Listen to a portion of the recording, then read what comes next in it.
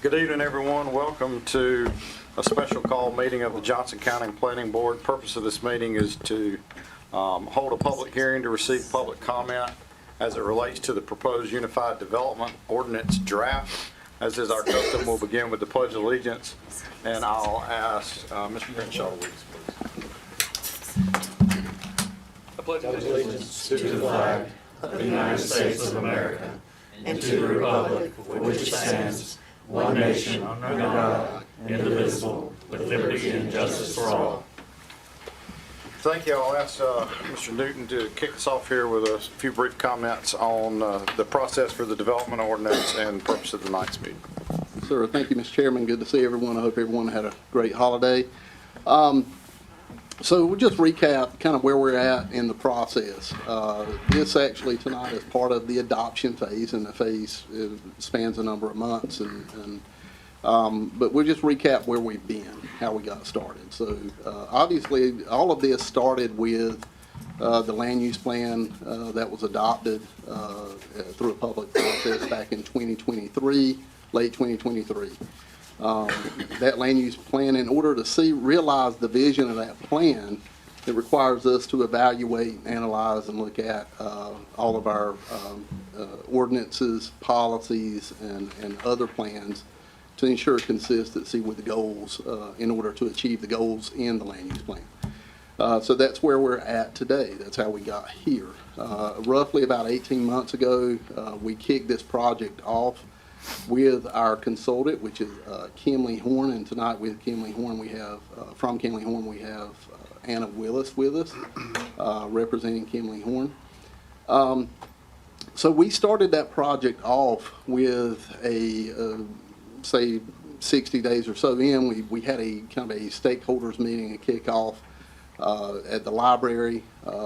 We moved on from that and got into evaluating our ordinance currently, where we're at, where we needed to be in accordance with the goals of the land use plan, and that process went really well. We convened a small, more focused stakeholder group that comprised or crossed all sectors within the county: agriculture, business, industry, building development. So we brought everyone in and we discussed some kind of larger top ticket, higher level items to get feedback on that. In addition to that, I want to give an extreme amount of gratitude to the commissioners, our Board of Commissioners. They have been extremely engaged to the extent that we've had 2 separate small group sessions with the commissioners, and that's small groups within their larger 7-member board, to really present information to them, receive feedback from them based on the community responses we had from the land use plan and what they hear in the community, and bring that back to us. They've been extremely engaged. So we had 2 of those separate sessions at 2 different times during this process. I mention that for this reason. That is extremely rare to have an elected body that engaged for a community of our size to do that, to take that kind of time out to really get into the weeds. But they were very gracious in doing so. We, in addition, mid to late summer of this year, we also convened or had 7 separate public meetings.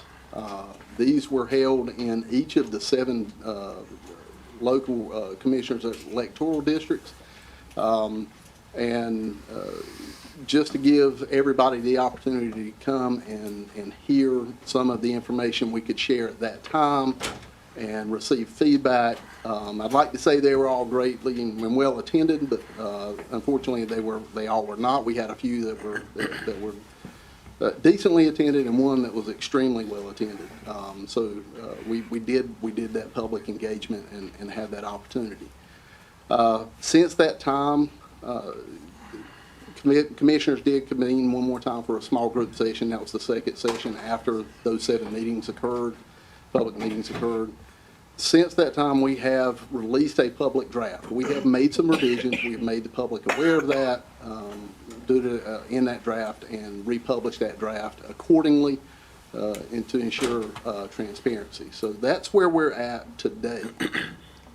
Now, with that said, I just want to recap. When I mentioned consistency with the land use plan and achieving the vision within that plan, that's what this document is. It's to address a lot of those goals. I'll mention a few here that are kind of the larger themes that you find that occur in the land use plan. One of those is the protection of our resources and preservation and creation and preservation of open space, and protecting those agricultural lands and those working farms. That was an overwhelming response we had throughout the land use plan from the greater than 3,000 responses we had to multiple surveys. So we wanted to ensure that we were following through with that. You will see in this plan there are added buffers, yes, that are when there's development, non-agricultural development that's occurring adjacent to working farms. Those are in there. That is a departure from what we currently do. One of the other major points or notes in our land use plan is to encourage and promote development, denser development in areas that can support it with the infrastructure and services that exist or are planned to exist in the future. These are primarily, really, if we talk about it, it's more like pushing the development closer to, in, and around our more urbanized areas, meaning our municipalities. You will see that reflected in this plan in this document as well, where we're giving density, where there's greater densities, where the infrastructure is available to allow for that denser development.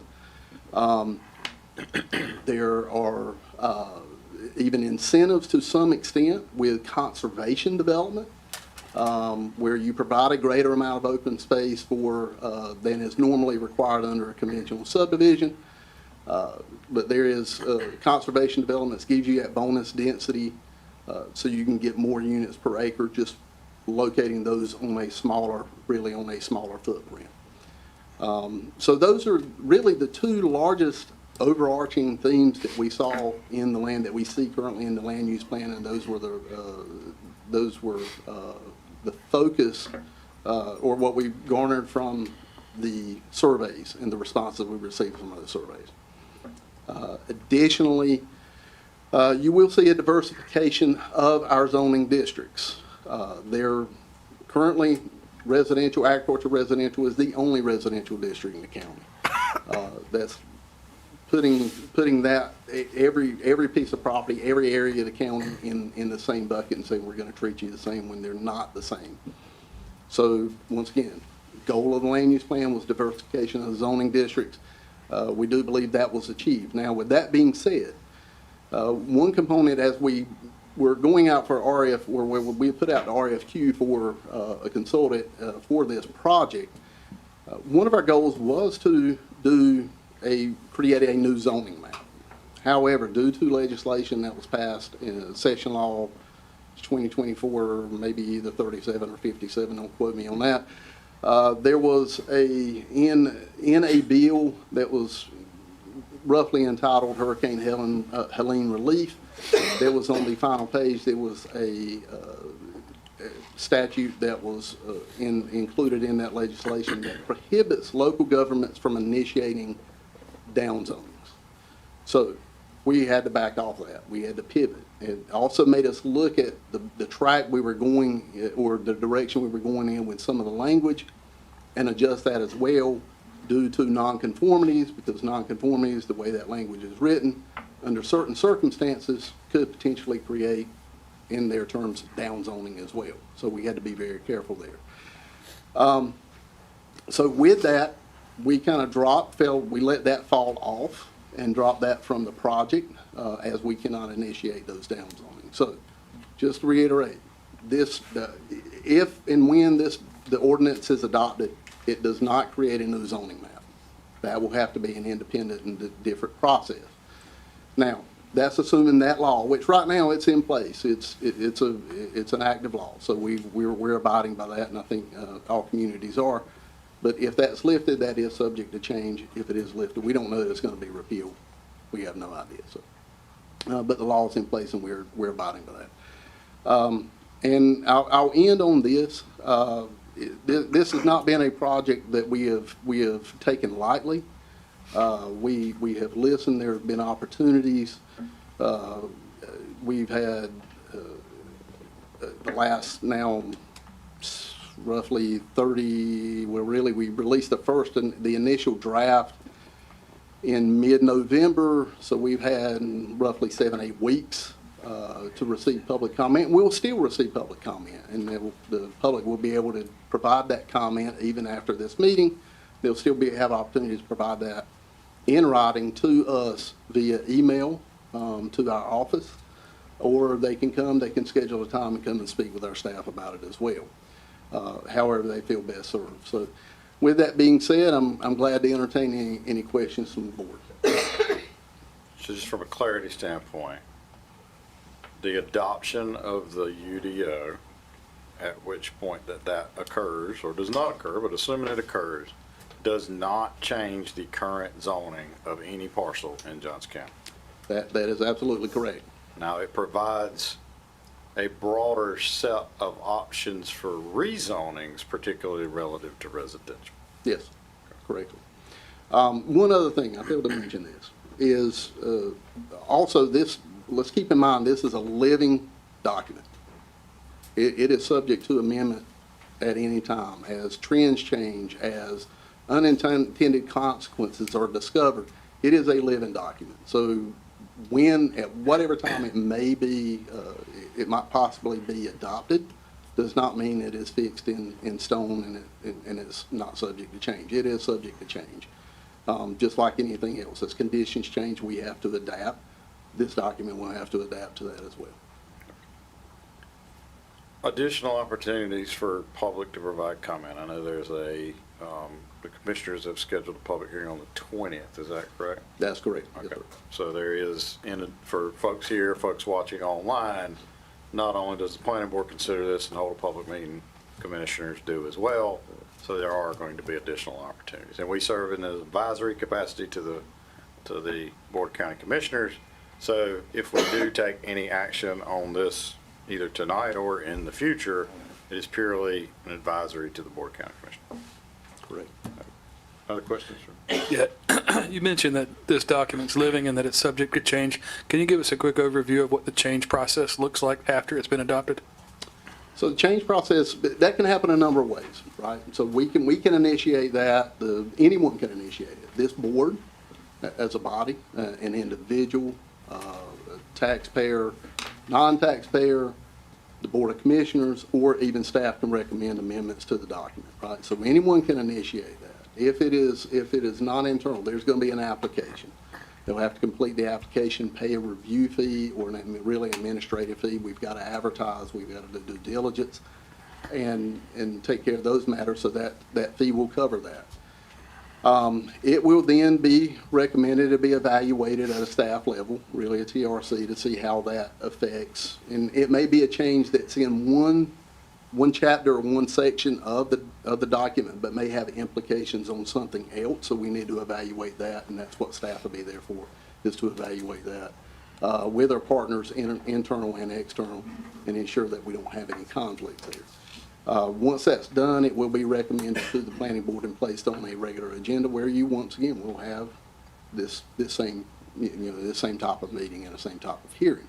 This board will act as an advisory body, make a recommendation on said amendment to the Board of County Commissioners, who will have a subsequent and second public hearing and take the matter under consideration at that time, or at a future date if they decide they need to kind of have some questions answered, or just mull it over and think over whether it's a sound decision, or a sound action. So that is essentially, in a nutshell, that is the process.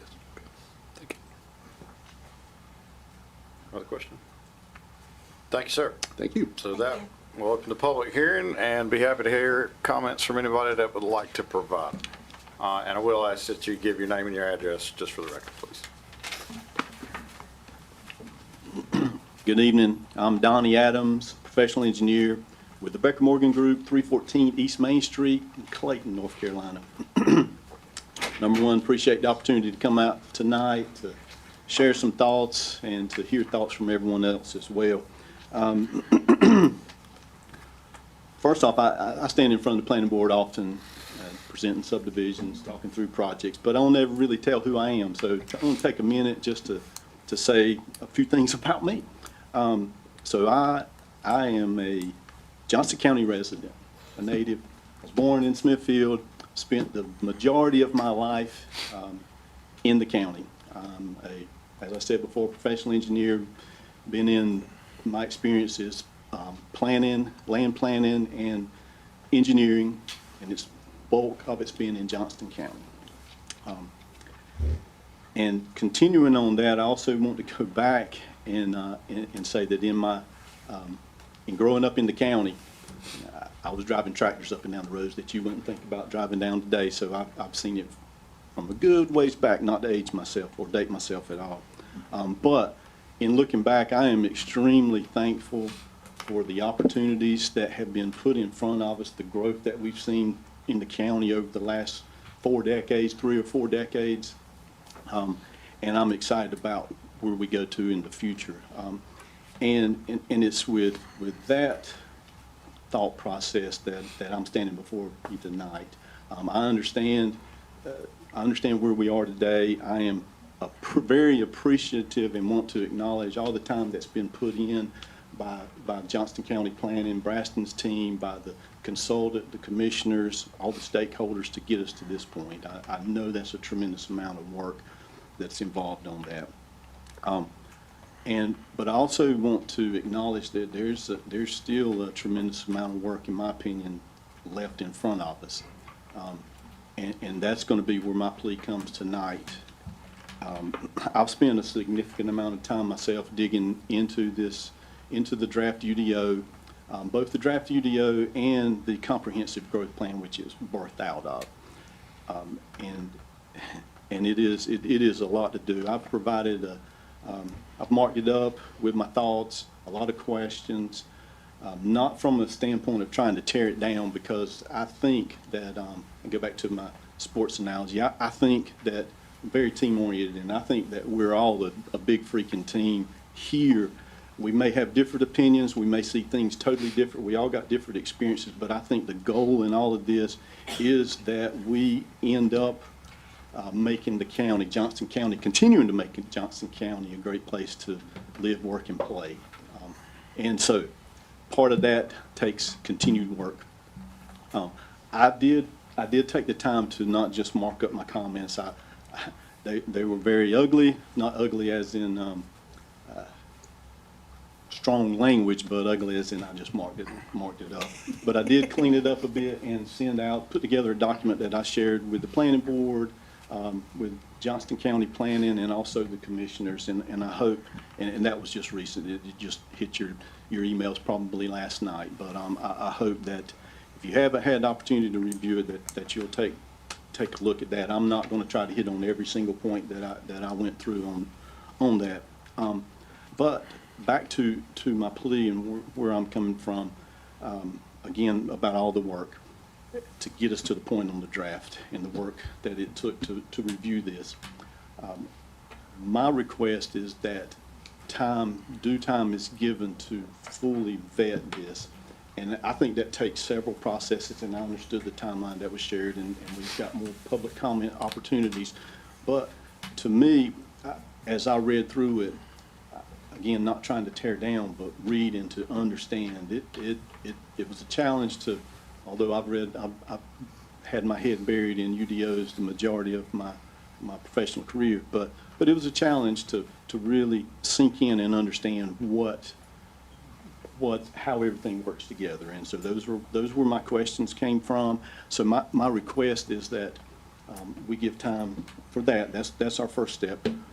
Questions that I believe need some answers to, or some clarifications, so that we can take that second step and fully understand how to apply and confirm that the overall intent can be reached by the UDO that will be put in place.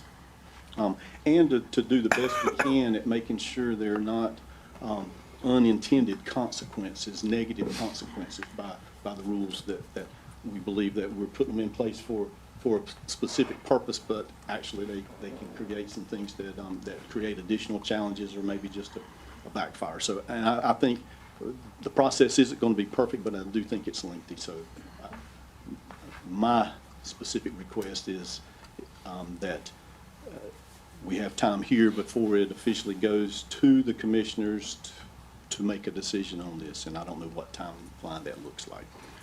Some of the things that stood out to me that I've shared in the comments, and it's going to mainly focus on residential land development. Acknowledged everything that Braston shared in his opening statements in the areas that were targets, and I saw that as I read through it. The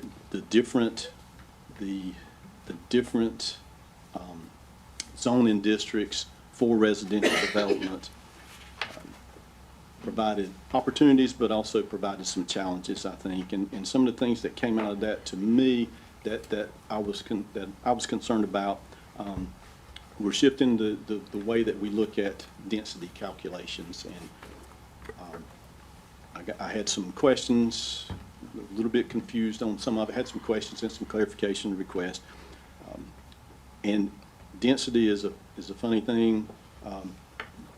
On a bulk of the development that we see in the county is where we have public water and we have individual septic tanks, and usually the land drives the density more than what numbers we assign to that. And so land has the challenge. It's where we get closer to the municipalities where we have water and sewer that density calculations start to make a difference and can drive what actually goes on the ground. So I have some concerns there, some questions there. Staying in that same line, we've moved from our current code provides for residential land development when you have public water and septic. It provides a minimum square foot of lot depending on where you are in the county. That, for the most part, appears to be maintained, but we've added minimum lot widths, and we've significantly changed the lot setback, the setbacks both sides and fronts. And without digging into the details, the setbacks are, I think, are potentially significantly impactful to development in the areas where we have water and septic. And it's we went high level. We went from a 5-foot side setback to a 20-foot side setback, and that's a significant amount. So I have some questions and concerns associated with that. Without walking through every one of the residential zoning districts, we moved quickly. There's one district that mirrors generally where we are today, and then there's some large estate settings that move from where we're seeing typical 3/4 to an acre lots to there's a 2-acre option and there's a 5-acre option, and so those are out there. But then we start moving back into more medium density type development opportunities, which we talked about moving towards encouraging that development to be closer to the municipalities.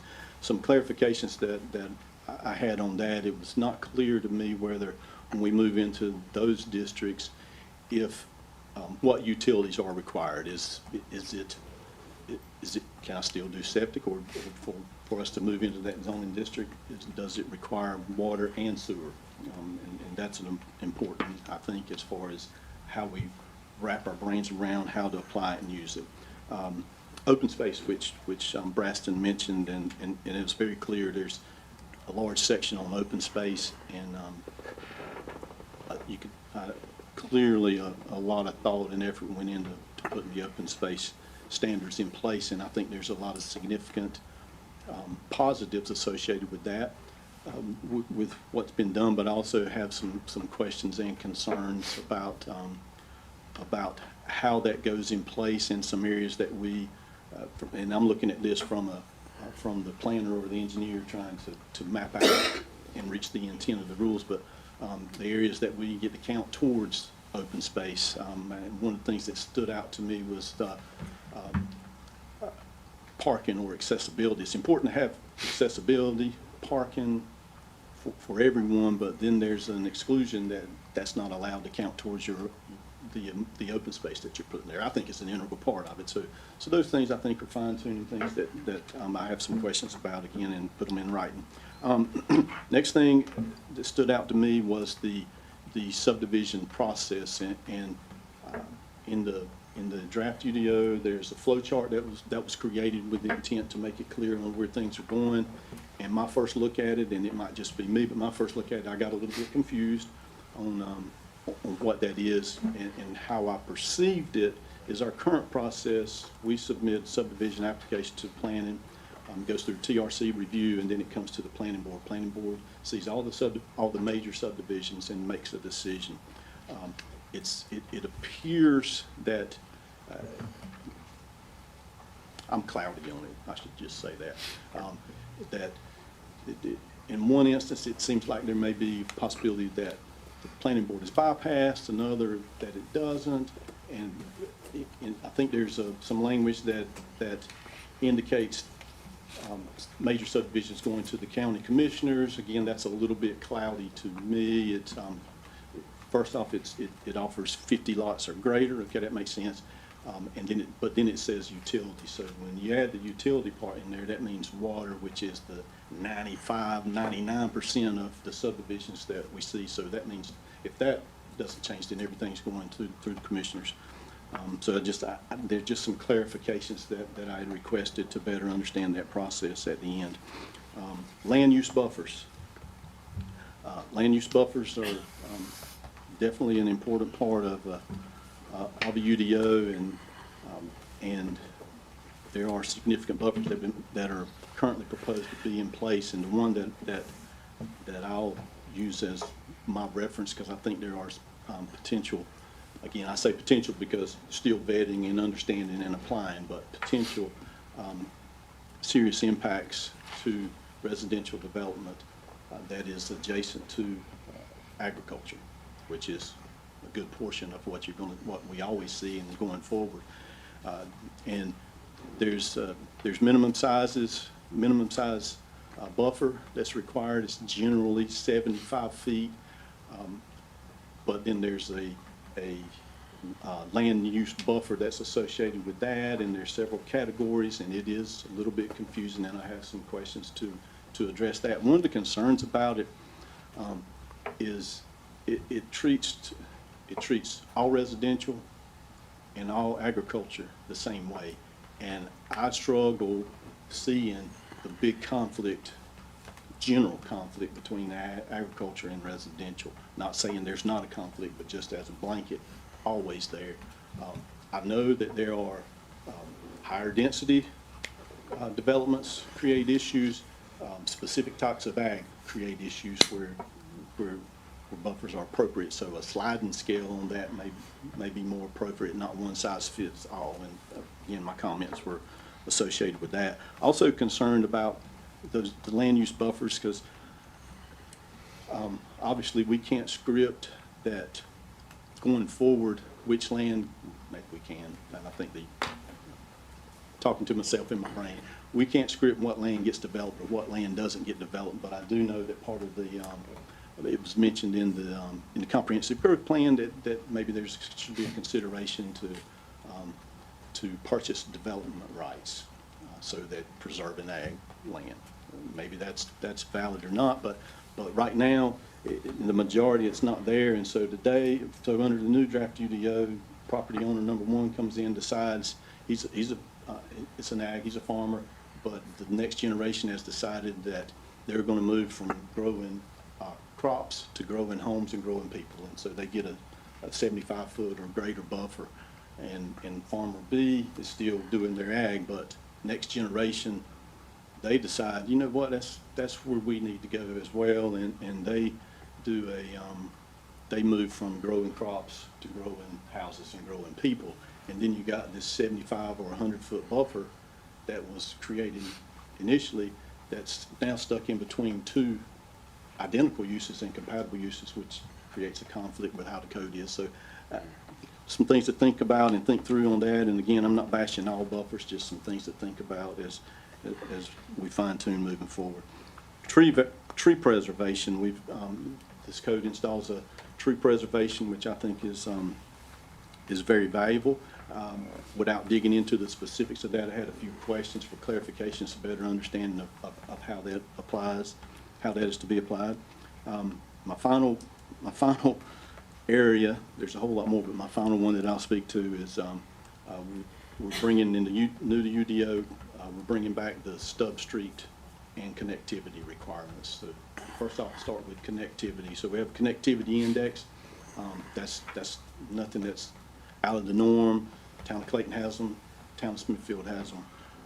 The one that's in place now, based on my review of and understanding, we're setting a higher connectivity index than what is currently for the same types of use in Town of Clayton and in Town of Smithfield. So propose that question to be taken a look at. Staying along with the connectivity are the stub streets. And stub streets had a long history with stub streets or stub roads, subdivision development. I think there's been numerous times in the past where the goal was to provide that stub to the next property. So a bunch of developments that had the stubs. A few years go by or a decade goes by, and the subdivision that's existing, the new one comes in, and 40 residents in that existing subdivision come out and say, no way can you tie on to my stub street. And we see that all the time, and the majority of the time it gets shot down. So, and I think that's where we have moved. So if that's coming back, I think some things need to be thought through on that.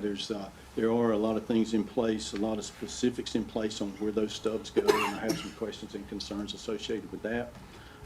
Again, in my comments, and with that, I'm going to wrap it up. I again fully acknowledge and appreciate all the work that's been put in to get us to this point, and I'm hopeful that we give it time and consideration to continue to work through this to where we end up with not a perfect document, but a document that we all feel as a team is going to move us forward into the future in a positive light. So, thank you again for your time.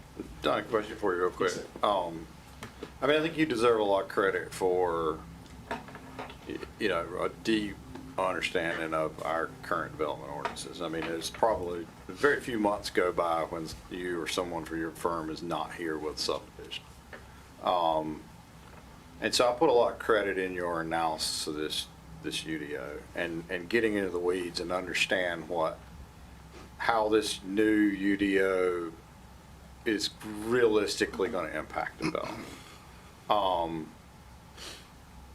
When you talk about more time, what does that time period, what does that process look like? Because, I mean, we've gotten letters, we've gotten emails, and I mean, more time is a consistent theme in there. But realistically, what does more time from your standpoint look like? Because I think you can bring a lot of value to this process, given the appropriate amount of time to understand, all right, when we go really put something on the ground, how is this really going to change what we're designing?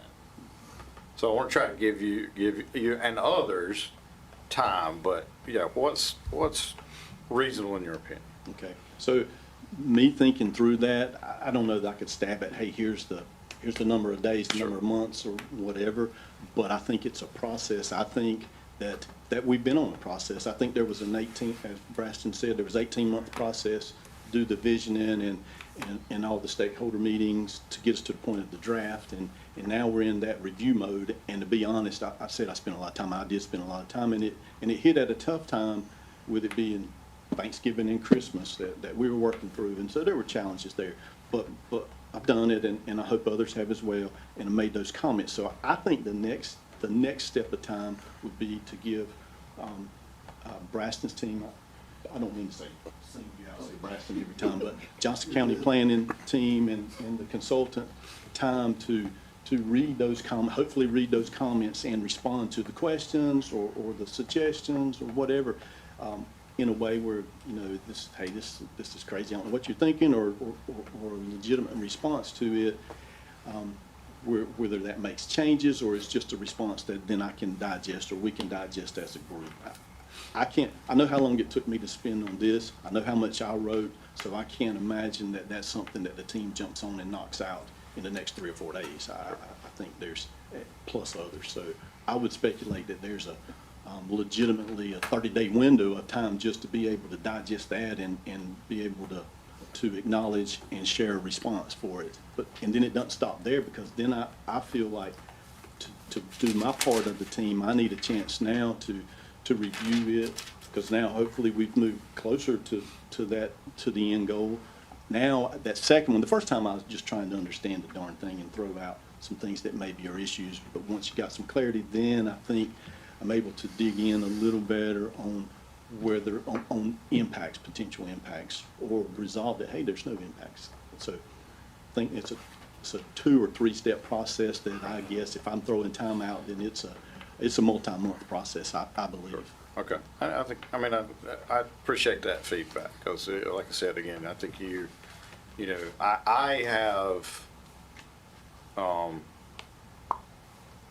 I have a deep confidence and respect in you, and when you come bring a subdivision to, and granted it's gone through staff review, but in general, when a subdivision comes from you, and there's others, this is not so there's not other great engineers in this county, but you know, generally it is in conformance with the land development ordinances, or if it's not, you will bring a justification for why. And I do want your energy and effort on, you know, in reviewing this and understanding it, because you're in the weeds in it every day, in a way that I'm certainly not, in a way that this board's certainly not. So I guess maybe, and not to get a little too off base here, but, you know, again, we heard a lot about time. I mean, maybe it's a show of hands, or you know, are there others here that feel like, you know, this is a process where you need a little bit more time? All right, I'm probably saying 60% or so of the folks here, my rough guess, need more time. So that's helpful for me. Thank you. Is there other questions for Donnie? I wanted to say I appreciate, after looking through all of your stuff, reading all of that, somebody that's really in the real world having to use what we're talking about. Takes the time and goes through what you did to try to further the process instead of just complaining about it. Yeah. And I appreciate that. Thank you. And to go off of that, I appreciate the fact, Donnie, that he's not complaining about it in a lot of this either. Yeah. You have legitimate concerns and questions. You've even provided calculations in some of these comments, but some of it you are not only in favor of what is proposed, but your comments are, this is not restrictive enough. You need to go a little further. I mean, so I really appreciate that you've taken a very open mind to these comments, and you can tell that it's truly coming from an expert who does this every day. So I do appreciate that. Thank you, I appreciate that. And we have to keep in mind this is going to impact a lot of people. Yes, it is. And it doesn't need to be just done. I know we're talking about time again, and how much time is it going to take? It could take forever to never get it right. But Well, there's no. we've got to take enough time to not impact the citizens of Johnston County and the people that work here, like Donnie, that are really trying to promote the sustainable and healthy development. We don't need to stifle that process. Well, there's no perfect plan. There's no perfect set of plans. Never has been, never will be. Agreed. You know, there are going to be amendments to this UDO, regardless of what gets adopted. And I don't, again, I would hesitate to say that anything in it right now is not right or wrong. I do think you bring an important perspective on how the implementation of it happens. And that's what I want to keep an open mind about tonight is, fundamentally, and I don't hear, fundamental opposition from you to a new UDO or a lot of what's necessarily in this UDO, just a need to understand real world impacts a little bit more so that we don't get into a situation where we're having to very quickly do a lot of text amendments. But again, with the knowledge that some of that's just going to happen.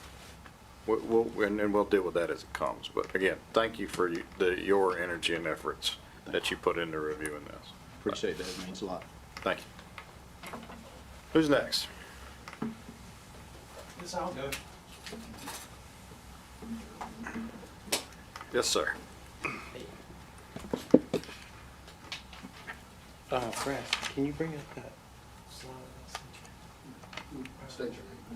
Yeah. Hey, I'm Neil Jarman, 120 Hardy Road, Wendell, North Carolina, over by Corinth Holders High School. I've been living here in Johnston County since 1998, so I've been here a while. I've been building and developing here for 26 years under Jarman Homes. So I'm very invested in the county. And, I'm a former president of the Home Builders Association. I'm a current board member of the Home Builders Association. So I agree with everything that Donnie just talked and said, and I thank you guys for all the help and all the hard work that y'all put into it, and for y'all taking the time to listen to our concerns and consider giving us more time and more opportunity to work with the staff of Johnston County to try to come up with some alternative solutions to this new land development code that we need. And I'm well aware that we need it. This new UDO is more organized than the previous UDO, and it's going to be easier to enforce and to follow the rules. That was a big part of it. Also, it's we're just picking out the certain points in this proposed UDO that affect us, and that we just want to bring it to everyone's attention. And I want to just make sure that everyone's clear about the changes in the numbers. I graduated from NC State in engineering, so I'm kind of a numbers guy. I'm the current treasurer for the Corinth Holders High School Booster Club, so I'm a numbers guy. So to try to be brief, I've only had a short time to look at this, so these three things jumped out to me. The first thing is the landscape buffer. And I kind of took this from the proposed UDO, and I created this. I took this from the proposed UDO, the table. So you see that table at the bottom of that top part where it says proposed UDO, it says current, and that says subject. So the current zoning is residential, commercial, and industrial, and they are the subject properties that are wanting to develop. These are the proposed developments in the residential. So if I want to propose a development and I'm a residential and I want to do a residential development, this is the properties that we're adjacent to when we're trying to develop. And the A that you see there is the new type A buffer that's going to be required if I have one residential subdivision bumping up to another residential subdivision. So if you look at the top, you see Chapter 14, the current land development code, and the current, and I modified what's in the Chapter 14 land. I kind of did an average of and created this from what it required, the current one, and I kind of modified it to fit what the proposed UDO's table looks like. So if you look at the current situation of residential bumping up to residential, it's 0. And now if you look over at the agriculture, they've added this agriculture buffer, which what Donnie was talking about was where two two properties that have the same zoning bumping up against each other, I don't believe they're incompatible. But for some reason, someone thinks that they are incompatible, and we've got to put these buffers on residential property to protect the corn and soybeans and the calves. Mr. Chairman, I'm sorry to interrupt, Mr. Jordan. If you don't mind, just make sure you stay close to the microphone when you are speaking, Okay. so we want to make sure they're able to hear. Okay. All right. Appreciate that. But anyway, you see, you got 0, 0 for, because they're the same zone. And if you look down at the proposed UDO, you'll see it goes from an A buffer. And an A buffer, if you look down below, I'm sorry. If you look down below, we have 3 types of landscape buffers in the chapter 14. It's A, B, and C. I appreciate it. I think the top on Okay, that thing okay. spins too, if you need to get that mic a little closer to you. All right. Yeah, no, I think the No, whole the thing whole spins thing for you. just- The whole thing. The whole podium. No, the whole podium. The podium is. Oh, the podium. All right, now we're getting somewhere. Thank you. That's first class right there.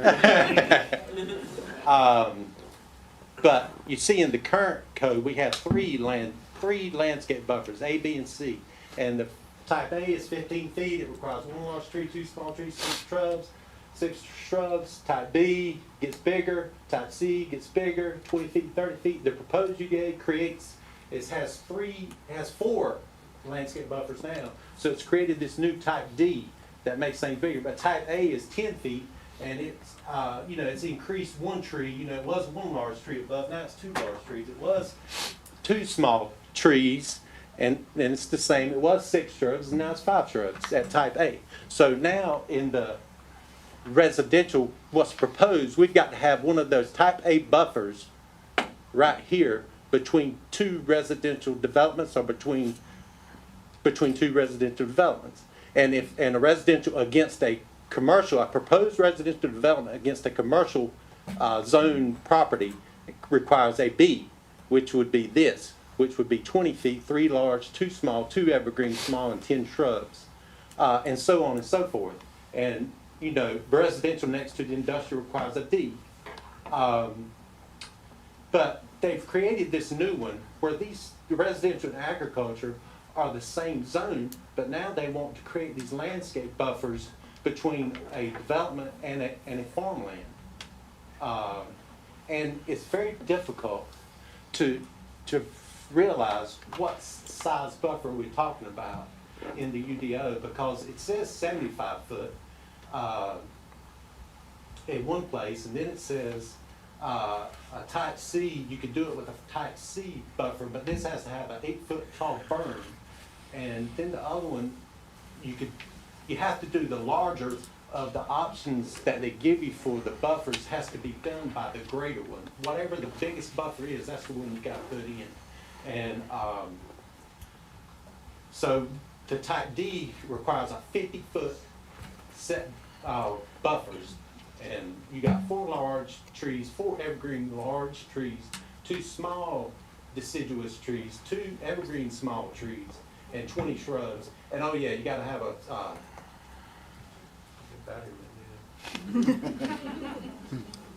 and you got to have a 6-foot privacy fence on that type D. And you see that would be required to keep a residential subdivision. It bumps up to a farmland. And, if you could scroll down. Scroll down this.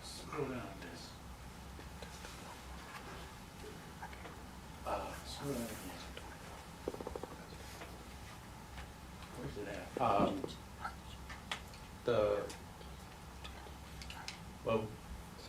Go back.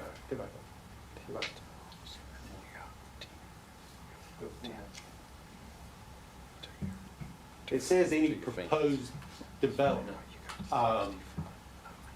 So development could be anytime you're building anything or enlarging a building is considered development. So any kind of proposed development falls under these new landscape buffer rules. Or if you're just dividing 2 or more parcels of land is considered development. So then you look at the purpose and intent of a landscape buffer. It's needed to improve the appearance and natural beauty of Johnston County. And that is pretty much what the Envision 2040 that Johnston County has adopted in 2023. That's the main concern they have is beauty. And it's a vision, it's a dream. But, you know, this is where the rubber meets the road, and we've got to make decisions between what we dream about and what we actually need, what actually, you know, makes sense, and things that will work for the community and for the beautification of the county. But it all steers back to being beautiful. And so it says that the section that landscaping may be provided for the use of landscape and maintained areas can reduce incompatibilities of adjacent land uses and promote and enhance community image. So it's about image and it's about incompatibilities, but I would like to ask, what are the incompatibilities of a residential subdivision next to farmland?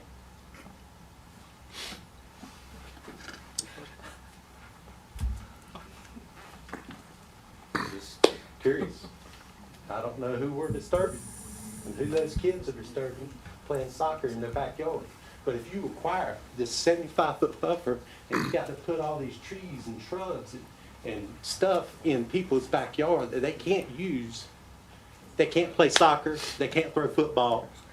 And so and what happens with these landscape buffers is they've got to be completed before the final approval of the development is done. So we can't build houses in there until the landscape buffers are done and all the vegetation is in place.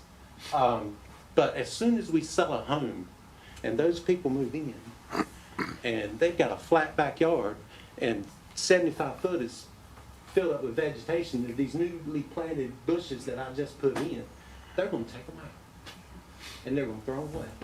I just went by a house today in Laurel Ridge where I had to go and search for these special oak trees that I had to put in James's subdivision. These some kind of special oak trees that James wanted in there. And I searched high and low and I got those 2 daggone trees and I put them in there the week before we closed. The week after we closed, you know where those trees are? They're in his backyard in the woods. Just dead. Just laying there. That's $300 a tree. And they're just, and they're gone, you know? And that's exactly what's going to happen with these landscape buffers that they're requiring for these developers to put in. And these homeowners are going to move in and they're going to cut those trees down. They're going to pull those trees up and they're going to use their yard how they want to use it because there's no one to enforce these landscape buffers in these subdivisions. It happens all the time. Is James going to go and enforce that homeowner to put those oak trees back on those two, just like the building requirements of your subdivision? You're not, are you? And I'm not gonna be in charge of the HOA theft. Right. If the homeowners take over the HOA, it's a different ballgame. Right. And then a lot of these things that we're talking about in this new UDO is requiring the HOA to take all this responsibility of maintaining all this property and all this extra work that these homeowners associations have to do they're not gonna do it for free. So they're gonna raise their dues, so the dues to the homeowners are gonna go up, so it's just another expense, and that's gonna be a monthly expense that occurs. But I didn't mean to get sidetracked. But you can see what incompatibility means. The condition of 2 things being so different in nature as to be incapable of coexisting. And I find that hard to believe. But as a alternative to these landscape buffers, I think, maybe we should have some kind of setback, but we should just provide, do like a setback, like 10 or 20 feet or something like that, and it's not going to harm the farm, you know, if they're not allowed to build or put anything within 10 or 20 feet of the farm. Whereas the farmer is able to put his fence and his cows right up to the property line. He's able to plant his soybeans and his corn and his tobacco right to the property line. But the homeowner can't use their whole yard because they're next to a farm. I just don't think there's any farmers out there that would force that upon their neighbor. You know, we're supposed to love thy neighbor. And that's not love to me, by telling other people what they can and can't do on their property. So you look under the current adopted code, there is no explicit numeric buffer distance stated specifically for development adjacent to existing farms. So this is all new. And in the comparison that we got, that we have been fed from the staff, you know, in that comparison there is, let me see what it says here. In the comparison, there's a lot of words such as improves, updated, enhanced, preserves, maintains, retains, addresses, strengthens, clarifies, organizes, makes modern, but at no time does it say increase or decrease. And in a comparison, I want to see some numbers.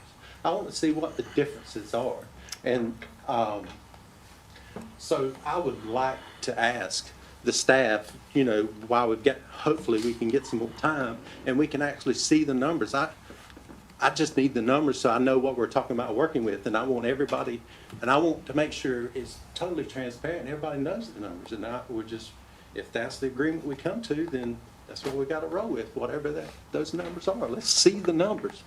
So that's why I showed the previous table. But can you go down one more for me, Preston? That's just showing how difficult it is to figure out what setback to use or what buffer to use for those different situations. It's not easy to figure out. But anyway, go down to the next one.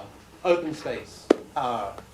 None of those landscape buffers will go towards open space. As a note, if we have a 75-foot, just curious, if we have a 75-foot landscape buffer, when we touch existing farms, what if we have an existing farm on both sides of a piece of property that's 150 foot wide?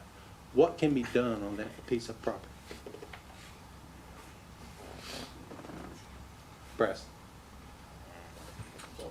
What can be done on a piece of property that's got existing farms on both sides and the lot is 150 foot wide? Can they build on it? How does that happen? If you got 75-foot landscape buffer on both sides, how? This is the time for public comment.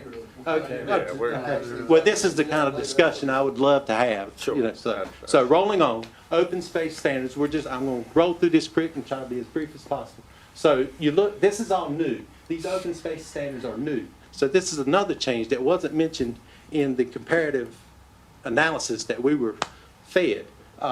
So this is open spaces, this is all new.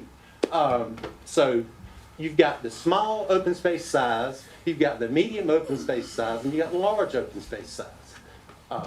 So if you could go to the next slide. All right, this is the small open size. And that's what it consists of. So you see what the small open space types are. This is a small open space type, and it's got seating areas, gazebos, small shade structures, multi-purpose community garden, dog parks. Okay, can you go to the next one? This is the medium size. This is pools, splash pads, clubhouse, small scale pavilions, and restrooms. I'll go to the next one. And this is the large one. This is natural environmental features, benches, picnic tables, just big, large open space. All right, get to the next one. And this is where these new open space requirements are going to be done. And this is the breakdown of how they are going to be required. Less than 10 acres, you just go by 10% open space.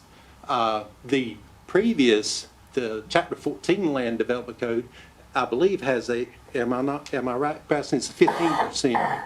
Is it 15% open space requirements for the current code? So less than 10 acres, 10% open space, yeah, that's more beneficial, or more helpful, or easier, not necessarily beneficial. I mean, I love open space just as much as anyone else does. You know, I'm doing a subdivision that y'all have approved over by EMIT, and I bought 100 acres with 62 lots in there, and the whole theme around that subdivision is open space and beauty. And this stream that I've got there, and I am going to build a pavilion, and that's going to be the draw. And I've got some trails I'm going to put in, but I wasn't required to do all that. That's just because the market, I feel like the market demands it, the market needs it, so I can sell those homes and sell those lots. But if you see the 10 to 50 acres, so you still got the 10%, but now you got to have one of those small open space types and one of the medium open space types, from 10 to 50 acres. And then you got greater than 50 acres, it goes up to 20%. I don't know why. I mean, it just goes up, you know, because I guess they want to make, what's this saying? You got to give back, or you got more to give, you give more, or I can't remember. Anyway, you got 20% open space. So in this subdivision, you've got one small or medium open space type and one large open space type, and one small open space type and two medium open space. I guess that's cumulative there, Preston. Is that right? Oh, we're not supposed to do something. I'll write that question. But I would like to have these discussions, and let's talk about this. And there's a lot of wording on some pages that I left out that explains how these open spaces have to be located in the subdivision. You just can't put all those open spaces in one corner of the development and say that's done. No, you've got to space them out depending on how many streets and what the distance is, and more in the center so it's more accessible to everyone. And all these open spaces are going to be on public open property in the subdivision that the homeowners association is going to have to maintain. And costs. You know, it's like we're cutting off our nose to save our face. Spite your face. Right. That's spite your face. Exactly. So this is why we need to get together and come to an agreement of what does make sense to create these beautiful subdivisions that we have that we're growing, and they're going to keep covering Johnston County. We're, creating these more restrictive rules, it's not going to stop the demand. It's just going to make things more expensive, and it's going to cause things to spread out a little further. That's just in my opinion. But anyway, could you go to the next one? That's the commercial side of it, so I didn't really look at this. But these are the requirements of these new land open space requirements that they're going to be required of commercial and planned unit developments. And they're more restrictive also, if you could. Oh yeah, and the setback requirements. And Donnie had mentioned this, and I just wanted, like I say, I'm a numbers guy. Let's look at the numbers. Chapter 14, the front setback in a subdivision with water the front setback is 20 feet. The side setback is 5, and the rear is 5, density is 1.5 units per acre. The proposed AR says the front has to be 50 foot, and the side has to be 20 foot. That's a 400% increase on the side distances. 400%. That's just too much. It's not reasonable. It just doesn't work. With the homes that I build and the homes others build, it's just not working out. It's just not going to work out good at all. I mean, I can break down the numbers, but I know we need to do that at a different location when we have these discussions. But anyway, the front is 50 and 20. We need to have the front more like 30 feet. I know it says 20, but I'm okay with 30, but But sometimes we need variances and stuff. But people want large backyards. They don't want large front yards. And I consistently have to move my homes forward to 40 feet from the road and 35 feet. You know, we usually don't get closer than that. I mean, but it's good to have that able, but staying behind 50 feet is going to take away from the use of the lots to the homeowner for what they want to do, whether it's putting in a pool or whether, like I say, it's playing soccer or throwing football with their kids. I appreciate y'all's time. Well, I do have a question. Let's say we put in the very expensive type D buffer with all the trees and all the shrubs and all that. We put it in and we get approved. I mean, it costs thousands and thousands, because those numbers were per 100 feet. So if we have 1,000-foot side that meets a farm, 1,000-foot section that meets a farm, you know, that's 10 of those that was up there. And it's going to be very, very expensive, and we have to put in that buffer before the subdivision can get approved. And let's say we put in that buffer, and then the very next year, that farmer decides he doesn't want to farm anymore, so he wants to develop. He's going to develop his land, and like Donnie was saying, it's just it conflicts there. And so now that guy is able to come in, and he only has to do a type A buffer next to the residential, but we've got this great big 75-foot, very expensive buffer on the subdivision that was there before the farm was developed. So can we get rid of that buffer? Is that buffer, I mean, what happens? You got buffers up You next to got- buffers. We got 75 foot of buffer that doesn't mean anything because it got changed to a One guy paid for it, the other one didn't. right. He only had to do a 10-foot buffer, but this guy had to do a 75-foot expansion, and it's worth nothing now. It means nothing now that the farmer has developed his land. That buffer doesn't amount to a hill of beans. All right. Thank you. I appreciate y'all's time. Do y'all have any questions? Thanks, sir. All right. Appreciate you. You're welcome. All right, next. It's gonna be hard going behind those guys. James Lipscomb, Hometown Realty, Lipscomb Development. So I'm a lifelong resident, been here since 1969, so I'm 56 years old. Been doing this all my adult career. I've got a lot of experience in the town of Clayton. I was on the town of Clayton Town Council for 10 years. Do a lot of projects in the town of Clayton. Their new UDO, every 3 months, they're doing revisions. So every day, they're running across things that were unintended consequences. So no matter how hard we try, and if you guys and the county commissioners allow more time to hopefully get a better ordinance adopted, there's going to still be constant, every week, there'll be something coming up that needs to be addressed. So one thing I hope the county commissioners do with this UDO is to give our county staff more staff people, because they can't do what they're going to need to do and be able to administer this ordinance with the staff they've got now, in my opinion. So one thing that Donnie, which I told him about half of what he said, came from our You stole your thunder, is that what you're saying? but one thing that didn't come up as far as it's only been lightly touched on is affordability. So Is what? affordability is a major concern. Affordability. Okay. Affordability is a major concern going forward, because our previous ordinance tried to maximize the land that was being lost from farming to, growing houses. So the previous ordinance was, if you had good soil, it gave you a lot of flexibility to put houses where you had good land.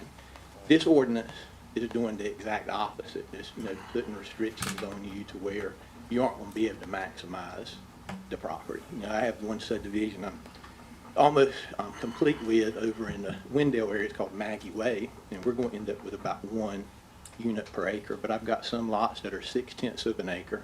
I've got some lots that are 1.2 acres. But I believe, and I've not done a complete analysis, but I believe under the new proposed ordinance, we would probably end up with 200 lots on that 300 acres instead of 300 lots. So do we want to have more land lost for less housing. You know, so it's a complete 180 from what the last ordinance allowed. And I'm not saying the last ordinance was perfect, but I also do not believe that open spaces, I believe that having open spaces and having spaces that are public spaces are better than forcing amenities in neighborhoods. So to me, I would rather have a higher cost in fee in lieu, so the county can buy an extra 50 acres and put that 50-acre park beside the middle school or the elementary school, so those parking lots can be used in the evenings to have places for people to park to go watch their kids play soccer. And I don't think that this ordinance is necessarily addressing that at all. And I also think that the county, and I think this is happening, but I think it's something that needs to be put in overdrive, needs to do more to support road improvements through NCDOT, combining their money with municipalities' money in order to push projects and have projects moved up in schedules, so people's frustration with delays at intersections that are no longer working in the same capacity that they did in the past. You know, and instead of complaining about it, let's put our money where our mouth is. So this is going to cost. You know, whatever it is going to cost, where is the money going? And it's just arbitrarily saying, I don't want that house because it doesn't look like my house. Is that the right thing to say? Because I think everybody deserves an opportunity to be a homeowner. And we need to have a variety of affordable products along with more upgraded products. But we've got to have the whole spectrum. So I don't necessarily think that this new ordinance is affording that. So thank you for your time. Thank you, James. Next. Yes, sir.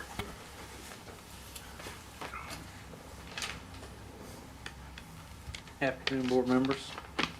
I'm Jonathan Stovall. I'm a resident of Wilson Mills community, 1200 Little Creek Church Road, Clayton. I've been a lifelong resident of that area. My educational background is political science, but my professional experience is in property and asset management, primarily agricultural, some residential and commercial. That's spread out across probably 7 or 8 jurisdictions, so I'm no stranger to UDOs. And I'm also someone who has been advocating for revising and updating our development ordinances in this county for probably the better part of a decade now. And I'm here to speak tonight that in favor of the current plan as it is written. I'd like to start by pointing out that this process isn't really new. It's a finale of over a decade of the citizens in this county calling for something to be changed in our development ordinances. This is the last step in a land use update process that's been ongoing for probably 5 years now since they first convened that committee to revise our plan that had not been updated since probably 2008 when the market crashed and there was no development. And as Braston stated earlier, the UDO process itself has actually been ongoing for probably 18 months. They've had up to now, I believe, probably 8 public meetings, including one that was well advertised in every commissioner's district. I can attest that the one I attended, the consultant firm Kimley Horn, went above and beyond to discuss my feedback on the UDO and the objectives that I wanted to see accomplished in it. They sat down, they went through in detail what they were putting in there and how they could incorporate my concerns. And I'm not going to get into really anything that I would see changed because I feel like the stuff I brought before them was addressed during that process. The average citizen may not use the UDO in their daily business, but like all laws, its primary objective is not a handbook necessarily, it's ordinances written to preserve the well-being of our county and quality of life of our communities. Every day that we're not implementing this new UDO is more days that our rapidly developing county is under antiquated ordinances that have not been updated in probably 2 decades. We're nationally among farmland laws, and 3/4 of our workforce leaves the county every day. We're becoming nothing more than a bedroom community for the Triangle. And existing residents are being forced to subsidize the new rooftops in their taxes and utility bills. Any UDO modifications that are made to the current plan as written that I'd like to see should be to further limit suburban sprawl in our prime agricultural and commercial sectors and protect our natural resources. My opinion is the consultant has put together a UDO package that works to achieve that. Bottom line is the right time to do this was a decade ago. Before the boom started, we're already behind the curve. I just would like to know, when is enough time going to be enough time? So we're approaching probably 10 public meetings on this, not counting the land use meetings. It's time to put this ball in motion. I would like to see the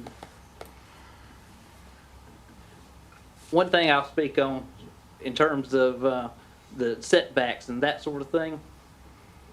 There are agricultural setbacks that are required from existing dwellings. I'm not going to get into the numbers. That would be a better question for someone like Extension, but they do exist. If you put a residence beside a farm, they have to abide by certain health standards in terms of chemical spraying, livestock, runoff, that sort of thing. If I buy a existing ranch house beside a subdivision and I want to turn it into a bakery, I have to come before this board. I have to get it rezoned. I have to go before the commissioners. They have to make a legislative decision to rezone it because it's in the public well-being. How would be turning an existing residence into a small business a higher impact and requires a higher level of scrutiny than if I buy a 100-acre farm beside an existing farm, but I want to turn it into 100 houses? I do not believe that agriculture and residential are compatible. I would not have them in the same zone at all. You can sell the farm all day long, but when you buy it, if you want to do something other than farm, you should go through a proper rezoning process and have the concerns addressed during that process. I'll just end with saying that I would like to see the planning board sign off on the UDO revision as it's written currently, and I would like to see the commissioners stick to their existing schedule of adopting this on February 1st. Thank you. Thanks, sir. Thank you. Next.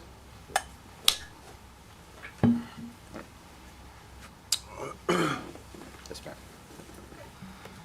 Good evening. Thank you for your time. I'll try to be brief because I know, I think Donnie went into a lot of detail, so we appreciate that from him. My name is Jordan Forrestrale. I'm here representing the Johnston County Association of Realtors. They represent home buyers and those looking to live in Johnston County every day. So it's really important to us that we get the UDO right for our current residents who live here and for the future generations of Johnston County the children of these Johnston County residents who want to live near their families as they grow up.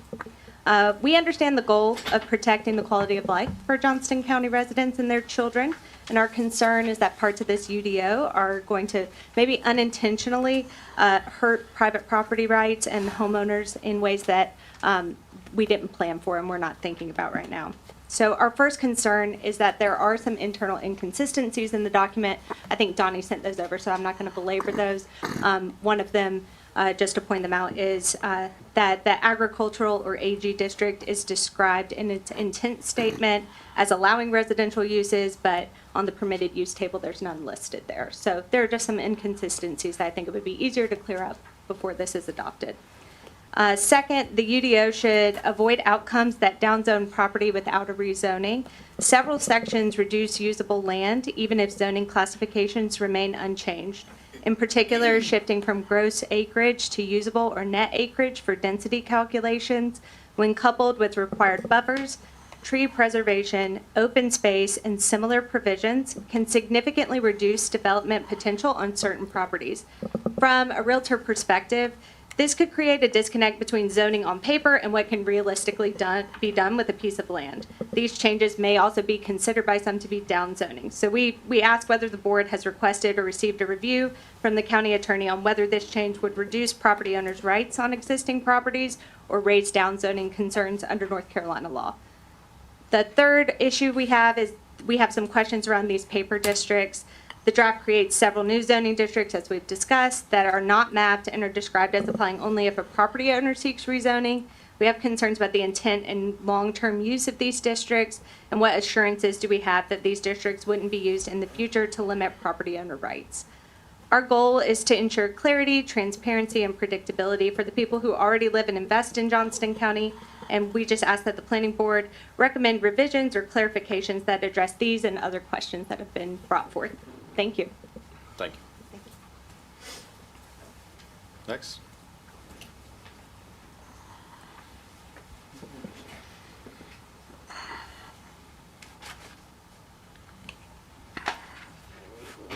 My name is Wanda Boyle, and I'm out in the country, Stansville Chapel Community, 10703 NC Highway 42 East. And so I'm not nearly as knowledgeable on a lot of this, nor as eloquent as Mr. Stovall, but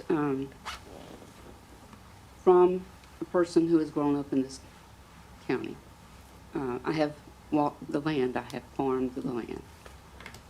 Just a few things to mention. Concerning the buffers, one of the first things that came to my mind was, for example, if you were doing any organic farming, there are certain guidelines. I think it's at least a 50-foot buffer that you have to have,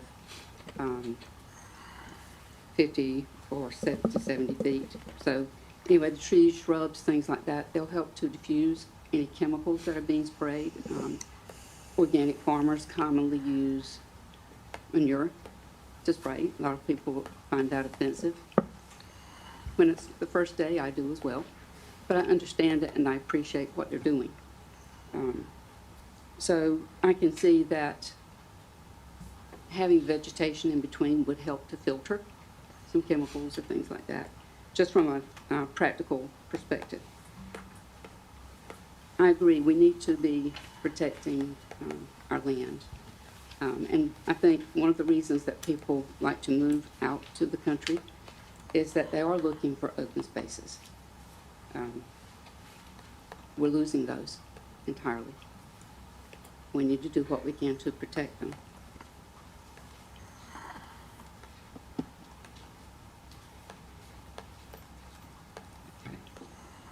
All right, the other things that I had jotted down, and some others as well over here, but anyway. Okay, the buffers, that's been addressed. I appreciated the buffers, and I was thinking from my environmental and earth science background, I would like to see more because of just the natural aspect and what it does for the community overall. All right, the larger subdivisions adjacent to locations were already serviced by water and or sewer. I remember that, I had that jotted down from the December 2nd meeting. And this was just, again, my lack of understanding on a lot of things, but it just made me wonder, okay, if you're doing that, then does that move the border that is now supplied with water and sewer just a little bit farther out in terms of, is it something that's going to constantly move outward? I'm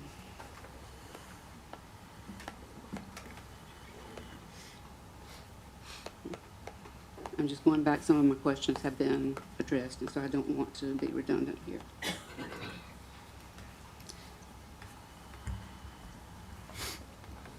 Okay. One of my concerns as being a resident of the country and having lived that life all of my life, and it's what I have chosen. So the Bonafide Farm, and I'll be honest, I have not gone back and read everything, but in my mind I'm thinking, okay, those are the ones where the farm is actually used for farming, for crop production. Okay. So some things that I put down. Farmers do spread manure on the fields, especially the organic farmers. Farmers tend to hunt their land. They then freeze or dry the meat. They're going to use that. They're teaching their children how to hunt, how to shoot the gun, how to use the gun with respect and with and being responsible. And so when you have a subdivision coming out, one of my questions is, or concerns, is, okay, this is the way we've lived forever. And then you have a new neighborhood here. These are people who are moving from a more urban area coming out to a rural because they want to be part of that, but just how much are they going to get within that space without more open space? And then they're out there, and all of this is new, and they find it offensive. Then if complaints are made, then who is expected to do the changing? And I saw lots of things when I was reading, stating the purpose of the subdivision regulation, including protecting the public safety, health, and welfare. And I understand that we need the regulations. I think this is definitely a step in the right direction. I'm glad to see it. But I think in my reading, I saw lots of things pertaining to protecting safety, health, welfare, but it was pertaining to the developments, and my concern is that we're doing the same thing for those who are already there. Thank you for your time. Thank you. Others?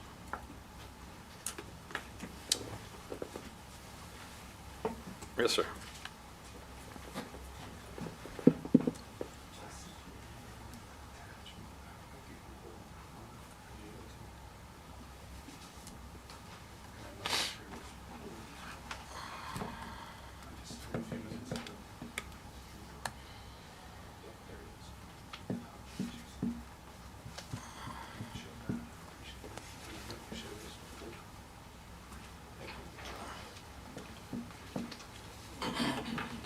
Good evening. My name is Jason Carter. I live at 904 Noose Ridge Drive in Clayton. My family and I own a farm outside Benson. It's been in our family for about 7 generations. I also own a farm right outside of Corinth Holder. At the same time, I am a developer, so I kind of sit on both sides of this, as well as I do sit on the planning board for the town of Clayton. So we currently have a UDO in place that we've talked about. James talked about it as well. Came into effect 2 years ago. I feel strongly the county needs a very good UDO, but from the experience we've had with the town of Clayton, as James pointed out, it's a living document. So I would encourage you to try to get it right before it's implemented instead of trying to go back and make those changes after the fact. For that reason, I also feel strongly that I know this has been going on a long time. I know the county's talked about this a long time. You know, I feel strongly it needs to be in place this year, but I think we do need a delay as well to get some feedback from different stakeholders.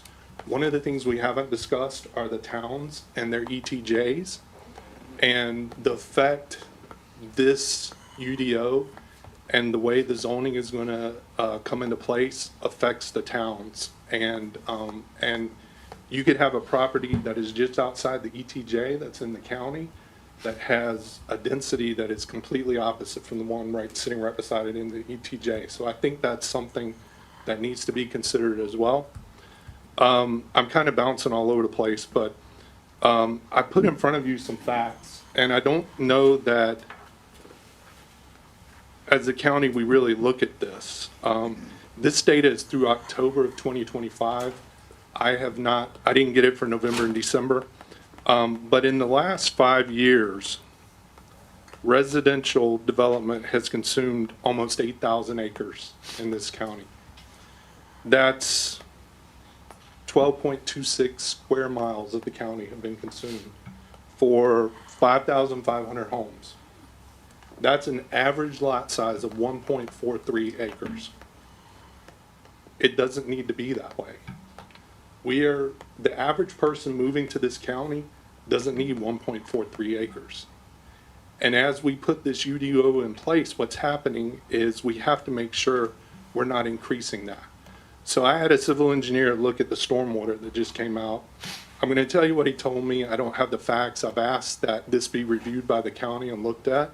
But his estimate was that lot yield is going to go, with the change in impervious, lot yield is going to go down 25% in the county. So what that means is the average lot size is going to go up 25% to 1.8 acres. So we will be consuming even more land in the future. Is that taking out right of way, public right of way? I'm sorry? Is that taking out public right of way, or is the public right of way included in that 1.43? This is just, this purely takes what you have approved for the number of lots and the total acreage of Gross that acreage, parcel. so- Yeah, so it's not actual Yeah. true lot size because you've got open space, you've got public right of way. I mean, I get the point you're making. I just want to make sure I'm looking at the number the right way. So, okay, you are. So to your point, 5,502 homeowners have moved into this county and they have consumed 7,844 acres Gotcha, in their developments. gotcha. Whether they actually own that or not, that land was taken away from farmland. Okay. So whether you factor in right away or not, that is farmland that was consumed. That's the reality of it. So let me give you another fact. Our farm outside Benson, 10,000 foot perimeter around our farm. In the last 5 years, we have homes built, we only have 2,000 feet left that are not homes. We're in the voluntary ag district. We made that choice, you know. We will keep it there. We have no desire to sell our property. But it's becoming more and more difficult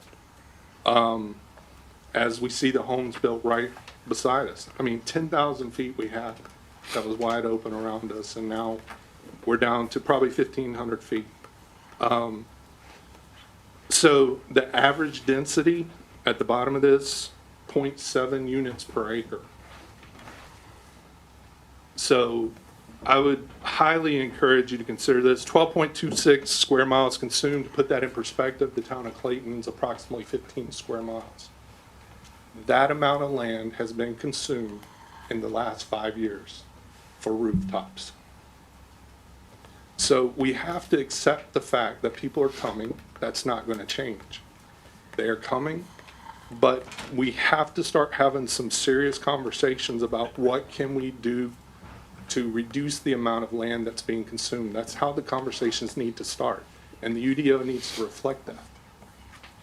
And the only alternative to that, if we accept the fact that people are coming, is there are areas closer to the towns that we have to look at the higher densities. We have to. And I know that's not something people really want to talk about, but the alternative is we don't talk about it. We keep putting these things in place to create buffers, to do this and that. The people are coming. We will continue to consume the land, and we will consume it at a quicker rate than we have over the last 5 years. We are losing 135 acres a month. That's at least a farm and a half a month. So, and this is right from the data that you guys are approving each year. So my argument here is give us some more time, consider the towns that are surrounding these areas, especially the highly farmed areas that are right around the town, and give us a little more time to talk about some options here. We need the UDO. I'm not going to argue that, but it needs careful consideration before being put in place. One last thing I'd like to mention is there's currently no incentive, and I heard a couple other people talking about it, and I'm not talking a cash incentive. I am disincentivized if I want to put in open space that is less than the requirement.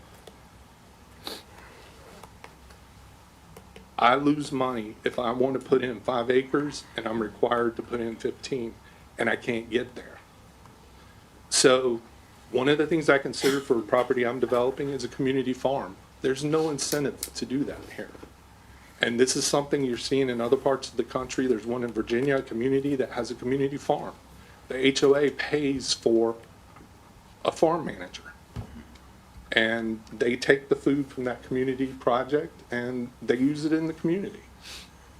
There's no incentive to do that here.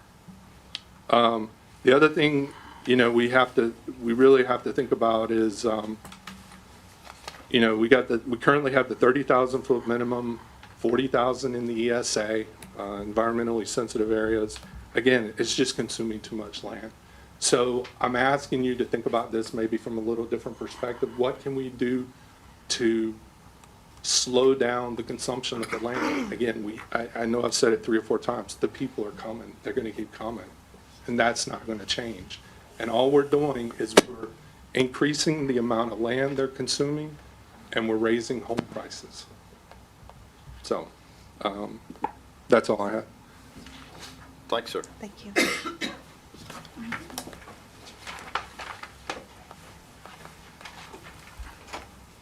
Others? Hi,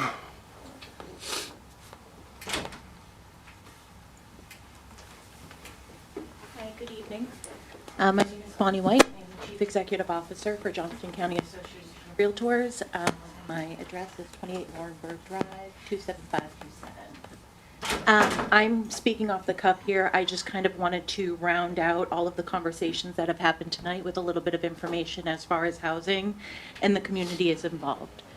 In Johnston County, back in 2024, we had Bowen National Research do a housing study on our county for what was needed as far as home ownership and rentals.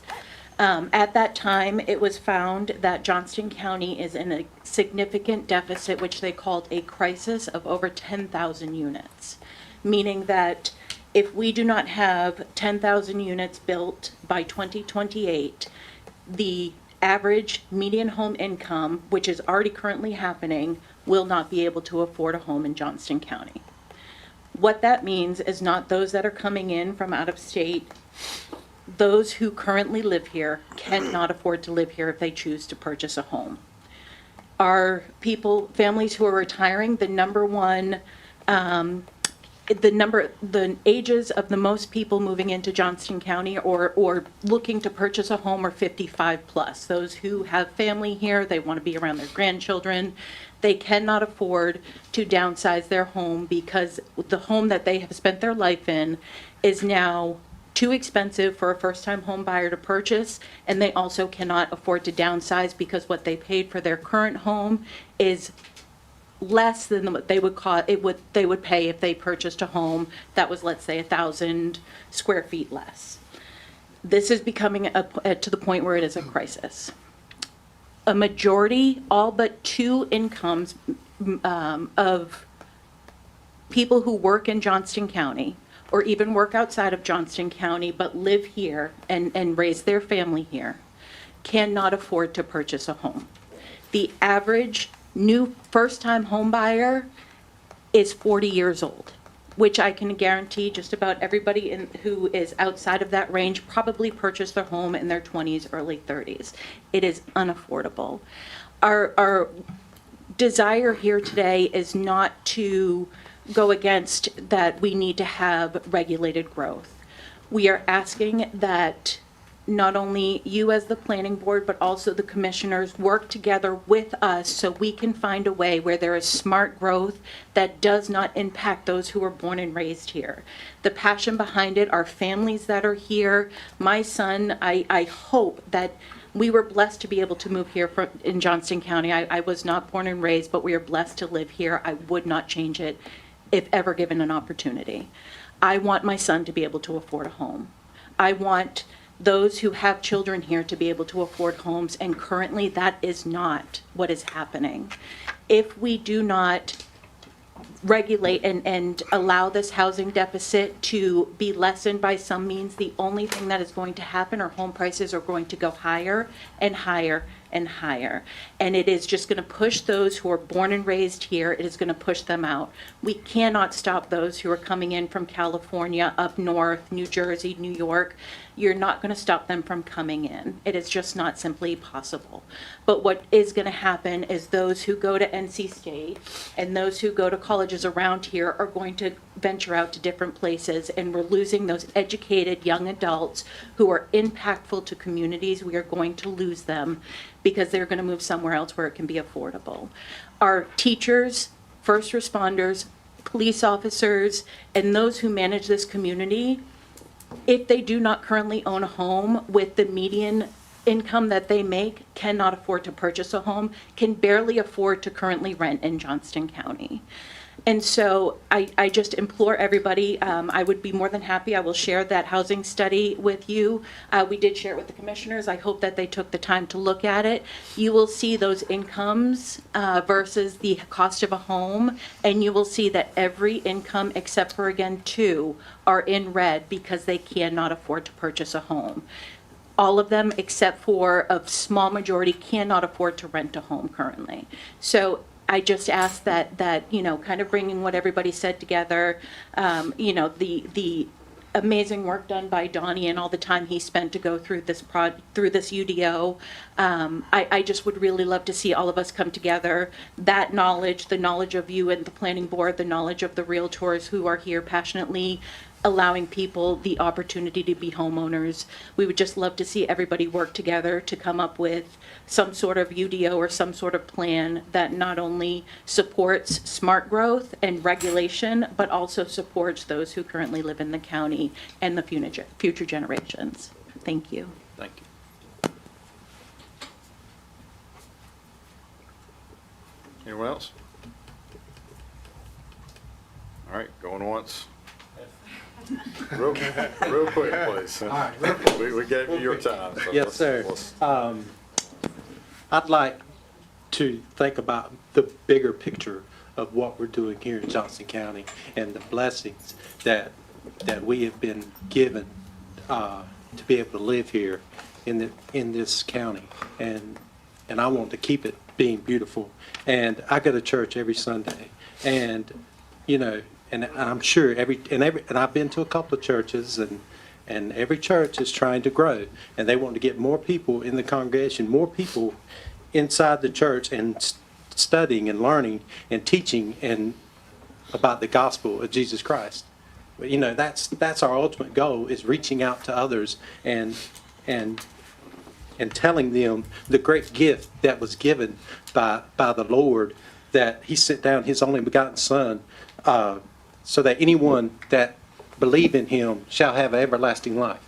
That's the gospel, and that's what we should be preaching to these people. And I think it's a giant blessing that all these people are coming here from all these places around our country, like New York and California, and it's very secular in those places. And here we are in the Bible Belt, and we're welcoming all these people, and I take that as an opportunity for us to spread the word, to build His kingdom and make it larger than what it is by welcoming. And all of my customers that I have, I try to build relationships with them. I don't say, "What are you coming here to this county for? We don't want you here. Get out." No, I say, come on. We can put you over here, and build you a beautiful home. And I build relationships with those people, and I try to invite them to my church, and I mention things about Jesus Christ during my times that I spend with them. And I hope, and we are all supposed to be doing that. For all of us people that are going to church, we're supposed to be touching on that with everyone and every day that we meet with people. And as we do that, we can protect this county and build a buffer, build a sanctuary county that keeps out all of this nonsense and hate that is covering our country. And I see this as an opportunity, not as the villainous builders trying to make as much money as they can. That's not my goal in life. That's not my mission. There's more things to this life than the material things that are going on here. And we're trying to build a beautiful community that we can share the gospel with everyone. Thank you. And I pray that all of us can come together and be wise and make a good decision for Johnston County. And I pray again for some more time for us to come together. In Jesus Christ's name I pray. Amen. Thank you. All right, last call. All right, we'll bring it back to staff.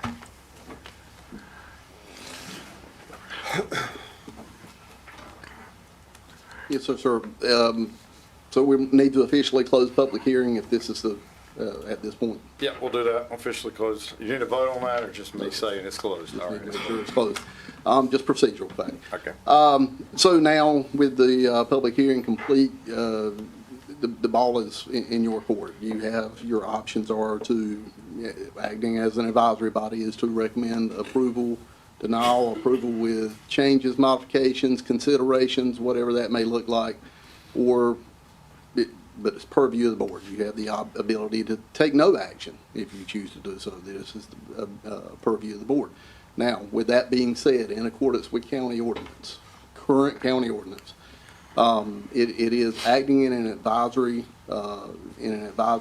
role in this particular circumstance. The planning board must act within 35 days of receiving the written report, which you have received, which is the document itself. If they do not act, the Board of Commissioners can act without a recommendation. Doesn't mean anything, it just means they can act without a recommendation. They are still that decision-making body. However, that's your options this evening. Okay. Mike, sir. Yes, sir. Any discussion from the board? Is there an appropriate time period that we may extend to group to, and to the consultants in the county to receive comments, discuss comments, and maybe revise as necessary before it goes to the Board of County Commissioners for adoption? I think the Board of County Commissioners are going to, particularly given that the 35-day clock is actually today. I think the county commissioners are going to have what they need to be able to proceed on whatever timeline they want to proceed on. We don't get to dictate that timeline. I don't know what that timeline is.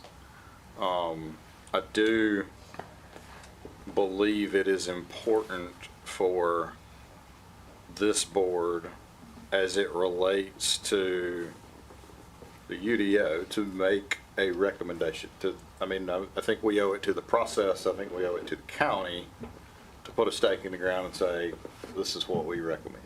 Now, y'all can disagree with that if you want. That's my opinion.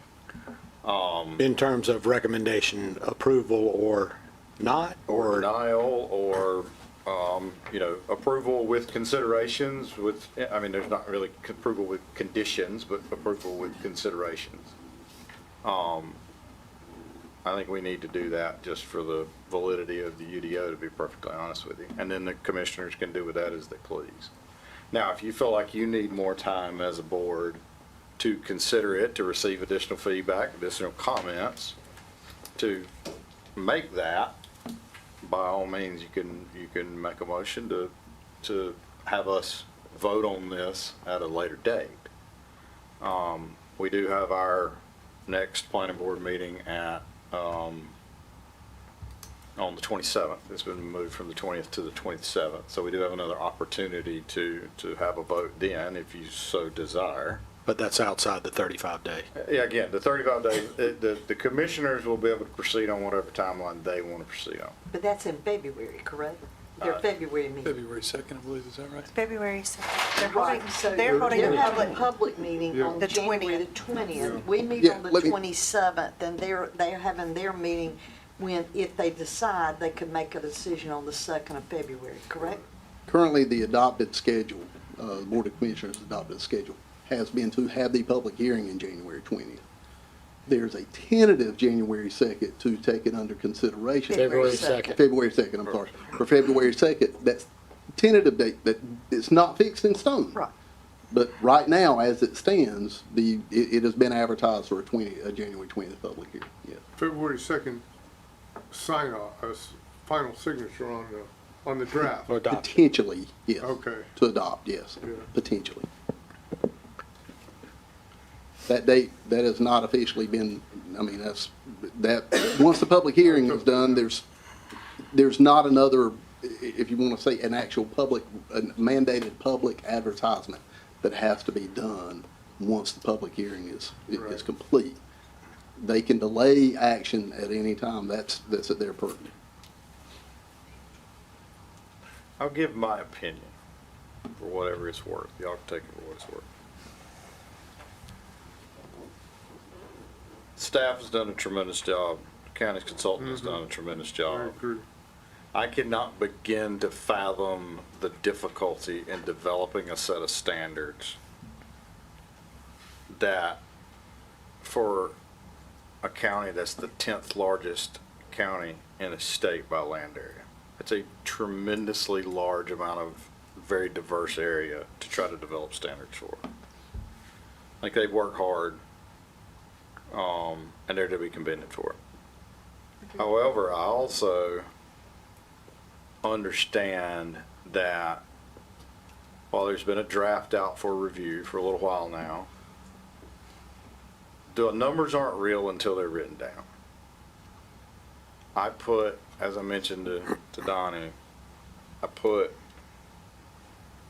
a lot of credence in, particularly, I mean, being an engineer, and the engineering community's ability to review these standards and to document what it means to develop in Johnston County. Particularly given that the vast majority of residential subdivisions are county water and septic, and you need flexibility when you're dealing with septic soils. I think fundamentally this UDO is absolutely a huge, tremendous step in the right direction. I have no problems recommending personally that we proceed with adopting this UDO at some point. I do think there's more time needed to study the very specific impacts that these specific requirements as currently written will have and what it'll mean on some test properties to see if it truly meets the intent of the comprehensive land use plan. I'm not saying that it doesn't as written. I just don't know, and I don't think others have had quite the time to know themselves. And so that's where I stand on all this. Whether that means we make a motion to approve, but request that, you know, there be some additional time in the process to, you know, test fit some properties and see what, I mean, some of the setbacks are drastically different. You know, we're wanting more flexibility to preserve open space, but we're drastically reducing the flexibility when you have, you know, setbacks and buffer requirements on properties. And again, I don't know that the numbers aren't just fine like they are. I mean, like they are in the proposed UDO, but I don't know that any of us know yet. No, I agree. I concur. I think, we need to test it. There needs to be some tests. And I agree with the statements about getting it as right as you can before it's adopted, but also understand that you have to draw the line somewhere and say, this is good enough, this is what we're going to do. So, you know, again, if I was to, and I'm not making a motion by saying this, I'm just trying to start the conversation. You know, to say that we should take some more time, it's a small amount more time. It's not a year, it's not 6 months. It's, you know, it would be a recommendation to spend a little more time understanding the specific impacts of some of the numerical requirements in this document. And to get some real clarification on, like, what Donnie has put forth. He spent a lot of time on that, and I'm sure there's others that have sent in emails to the planning staff. And I think we need to answer some of those questions that are very conflicted within what I point to Donnie because he put it all, I've seen his work. And some of that stuff really needs to be clarified. And I think that some of the clarifications is not that hard to work out. Some of these questions being asked are simple questions and I commend the planning department here for I know, I was an engineer, I went through this, I did it for 4 years. People questioning me every day of why I made decisions. And I know the planning department has taken the time to address some of the questions of the other engineers here. But I do think, I'm with you, Mr. Chairman, I think there's a short period of time here that we don't need to drag this thing out. I think there's some minor clarifications on a lot of questions that were asked here tonight buffers? I mean, just small questions that I think the planning department, along with the consultant, could come up with why that decision was made this way, what they foresee as the future of why the decision was made, that this is what we're looking at. I think they know that already. But I think given the opportunity for some of these engineers to ask those questions formatted, I mean, we had it where I was working with the Department of Transportation, these questions would come in. And we'd have a long list, and we'd spend days going through each one of these questions, trying to figure out what's the best way and what's the outcome. I think that's possible here. But again, I agree with the chairman, I don't think that takes very long to do that. And you're right, this document ain't never gonna be finished. It ain't never gonna be right. It'll be changed. But like the gentleman from Clayton says, let's try to get it as right as we can get it. But it's a living document. It'll change over time. So I'd like to make a recommendation to go forward also to the board. Maybe not as written, but I don't know how to word that in the end. That some more work or some more questions maybe need to be put to the planning department and the consultants, answer a few basic questions, and we can move forward. I don't know how to word that. Yeah. So I agree with what both of you guys are saying. And please know when I say this, audience, I'm not discounting what anyone else had to say tonight. If you saw what Donnie sent this board, you would be overly impressed. This document is a 600-page document. He analyzed every single page of it. With that being said, I do think that a lot of the questions that a lot of you had, Donnie also either had comments, questions about them, or just was seeking some clarification in his comments. With that being said, and I'll ask staff attorney, can we recommend approval to the commissioners with the condition that staff meet with Donnie and address and review all of these comments and questions? I don't think you would, it wouldn't be conditional, I don't think, because obviously the approval would take place and then what if it didn't happen, right? Yeah. So perhaps it would be that you recommend moving forward with approval of the document and request that staff consider the comments that were made today and provide that information to the Board of County Commissioners. Prior to approval, Pardon me? prior to their final approval, requesting that. Can we do that? Oh, of course, yeah, prior to the approval. Now, the Board of Commissioners, as you understand and as the chairman stated, can take whatever action it is that they choose at this point, because your purview is to make a written recommendation, and then just like a rezoning or anything else, they're the final decision maker with that. And so you certainly can do that, and it would be up to the Board of Commissioners as to how they want that to affect the schedule, if at all. The Board of Commissioners could certainly still move forward with their public hearing on the 20th, and they could move forward with the schedule as presented, or they could choose to do something different. And so what you're doing today is a recommendation to the board. And as Braston said, you've got some options with regards to that. But, I do think that the board does expect a recommendation. That's the point of this process. Other thoughts? I would think, as far as more time, how would we recommend a 90-day review period, further review? Or do we put a time? I think the motion is something along the lines of, we recommend to the Board of County Commissioners approval of the UDO, but request that additional time be given and resources dedicated to analyzing the specific conditions within the UDO to determine the impacts on land development within the county, and if those are in line with the goals set forth in the land use plan. Taking into consideration all of the comments raised tonight. Yeah, and consideration of the comments raised this evening, because I don't think we're fundamentally opposed to the UDO. No. Right. I don't think anyone in this room is fundamentally opposed to it.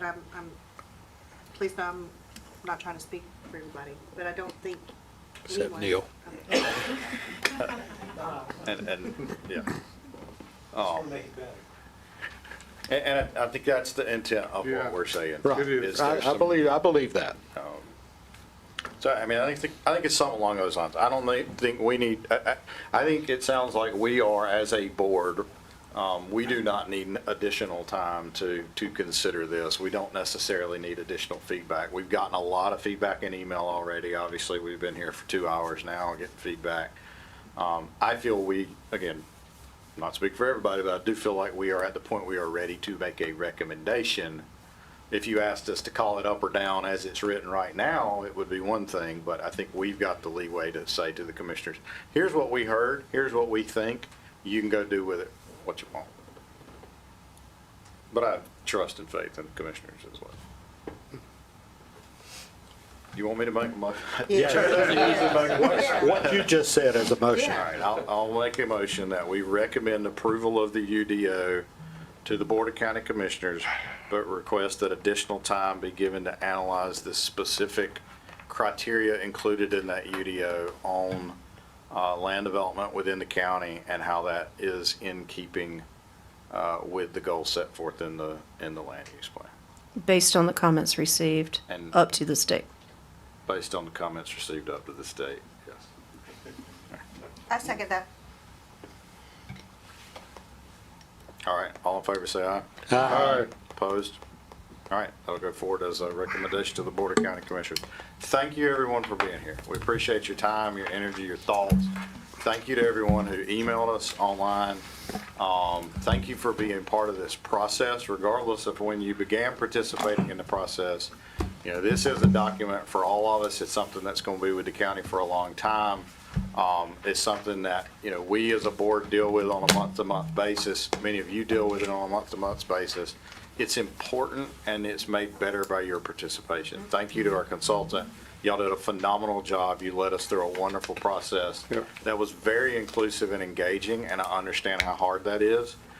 Staff, y'all have done a yeoman's work on this. You've put in a lot of thought and energy and effort. You've taken countless phone calls. You've had countless conversations with people. Y'all deserve a tremendous amount of credit for developing this UDO. I think there's a lot of people in this room that have faith in the ability to get this to the finish line in a really wonderful, appropriate manner.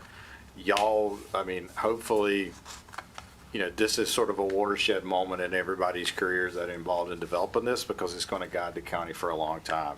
I appreciate y'all's efforts. Y'all done an amazing job. Y'all are a great staff.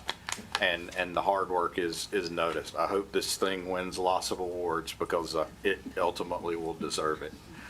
Thanks to the commissioners too for y'all's involvement. I think what Braston said was spot on. You know, I do a lot of planning documents, and you know, the engagement of elected officials at the level they were engaged in the development of this absolutely makes it a better plan, gives it more support, and means that it's got teeth and backing to truly meet the intent. So thank y'all. Appreciate your efforts. Thank you, Madam Attorney, for keeping us straight all the time. But appreciate everyone's input and being here tonight. And with that, we are adjourned.